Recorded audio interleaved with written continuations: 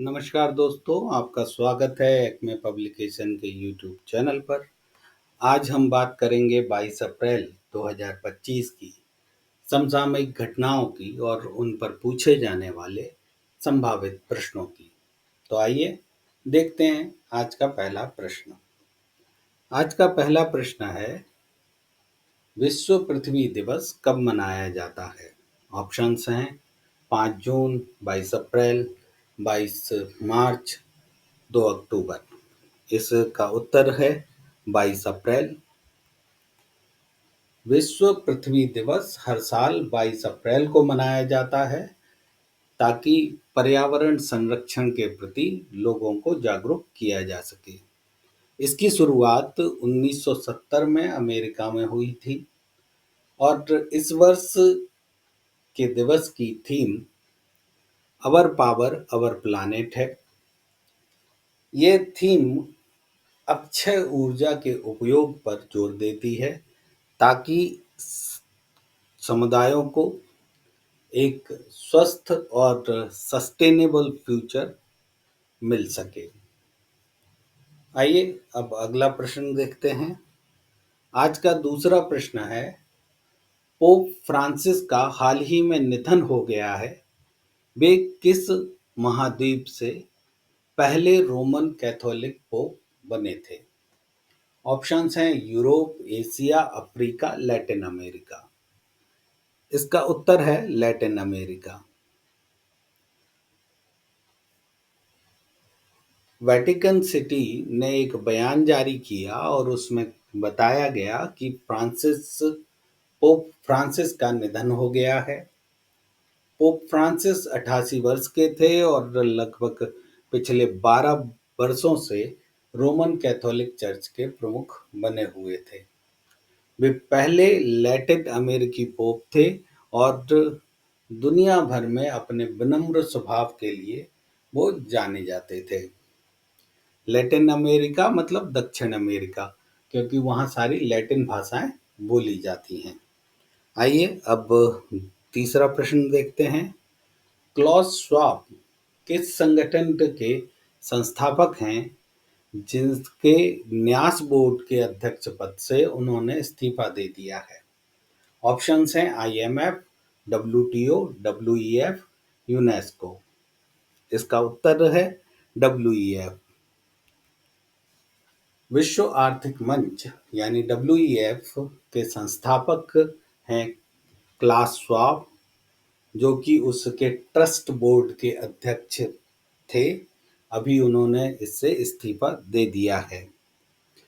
उन्होंने 1971 में इस फोरम की स्थापना की थी और ये हर साल स्विट्जरलैंड के दावोस में विश्व के राजनीतिक, आर्थिक और तकनीकी नेताओं को एक मंच पर लाते हैं और वो नीति निर्माण और विचार विमर्श वहां पर करते हैं।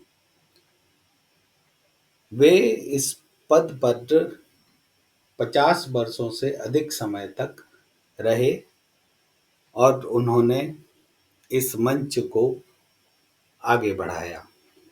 आइए अब हम देखते हैं चौथा प्रश्न। चौथा प्रश्न है, गांधी सागर अभयारण्य किस राज्य में स्थित है? ऑप्शंस हैं राजस्थान, मध्य प्रदेश, महाराष्ट्र, गुजरात। इसका उत्तर है मध्य प्रदेश। मध्य प्रदेश के मंदसौर जिले में ये गांधी सागर अभयारण्य स्थित है। चर्चा में इसलिए है क्योंकि यहाँ पर कूनो अभयारण्य से 2 चीते लाकर छोड़े गए हैं। इन 2 चीतों का नाम है प्रभास और पावक।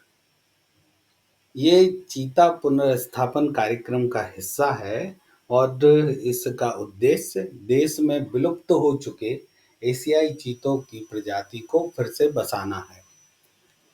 गांधी सागर अभयारण्य अब चीतों के लिए तीसरा घर है। इससे पहले कूनो और नौराडेही में इनको बसाया जा चुका है। सबसे पहले कूनो में। ये तीनों इस अभयारण्य मध्य प्रदेश में ही स्थित हैं। और ये वहाँ के पर्यटन को बढ़ावा देने की भी एक कोशिश है। आइए अब पांचवा प्रश्न देखते हैं। पांचवा प्रश्न है, किस प्रसिद्ध पर्वतारोही को वर्ष 2022-23 के लिए शिव छत्रपति राज्य खेल पुरस्कार से सम्मानित किया गया है? ऑप्शंस हैं अरुणिमा सिन्हा, कृष्ण ढोकले, संतोष यादव, प्रेम कुमार। इसका उत्तर है कृष्ण ढोकले। कृष्ण ढोकले एक प्रसिद्ध पर्वतारोही हैं। उन्हें महाराष्ट्र सरकार ने शिव छत्रपति राज्य खेल पुरस्कार से सम्मानित किया है। ये पुरस्कार महाराष्ट्र के सर्वोच्च खेल सम्मानों में से एक है। ये साहसिक खेलों के लिए खिलाड़ियों को दिया जाता है और इस पर्वतारोहण एक साहसिक काम है, इसलिए ढोकले को ये सम्मान दिया गया है। ढोकले एक अ, संस्था से, एक क्लब से जुड़े हुए हैं जिसका नाम गिरी प्रेमी है। और गिरी प्रेमी पर्वतारोहियों ने सह्याद्री पर्वतमाला और हिमालय की पर्वत चोटियों पर, कई चोटियों पर चढ़ाई की है। आइए अब देखते हैं आज का छठवां प्रश्न। छठवां प्रश्न है, 2025 का world press photo of the year पुरस्कार किसे मिला है? ऑप्शंस हैं मोहम्मद अब्दुल्ला, समर अबू अलौफ, फातिमा हसन, यासीन हबीब। इसका उत्तर है समर अबू अलौफ। फिलिस्तीन के फोटोग्राफर समर अबू अलौफ को वर्ष 2025 का world press photo of the year पुरस्कार मिला है। उन्होंने गाजा में जो कॉन्फ्लिक्ट चल रहा है, जो संघर्ष चल रहा है, उसकी तस्वीरें खींची हैं और वो मानवीय पीड़ा और मातृत्व को दर्शाती हुई ये तस्वीर है और संवेदना, साहस और पत्रकारिता के मूल्यों को बहुत अच्छे से प्रेजेंट करती है।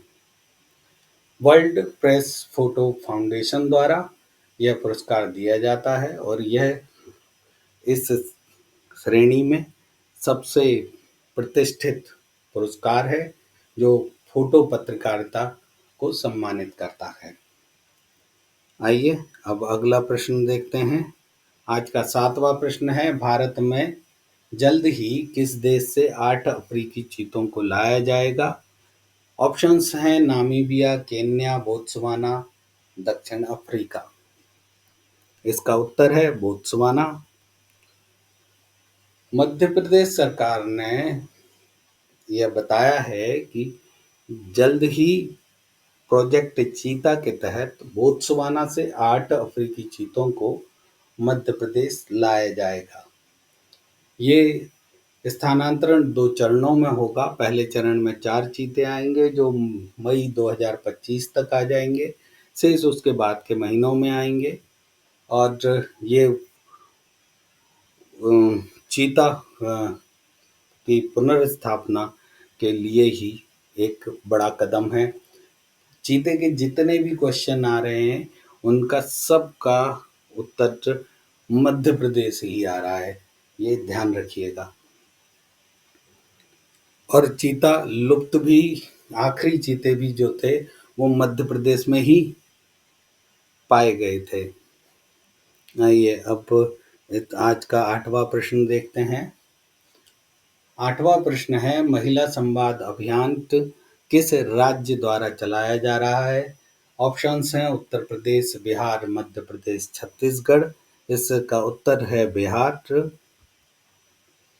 बिहार में महिला संवाद अभियान शुरू किया गया है। इसकी शुरुआत नीतीश कुमार ने की है जो वहाँ के मुख्यमंत्री हैं।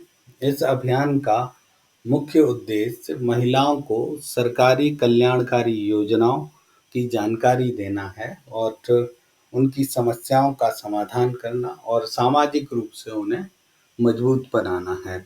इस अभियान के तहत करीब 600 व्हीकल्स बिहार के सभी जिलों में जाएंगे और सरकारी योजनाओं के बारे में महिलाओं को बताएंगे और महिला केंद्रित नीतियों पर फिल्में और प्रस्तुतियां भी दिखाएंगे। आज के वीडियो में इतना ही। धन्यवाद।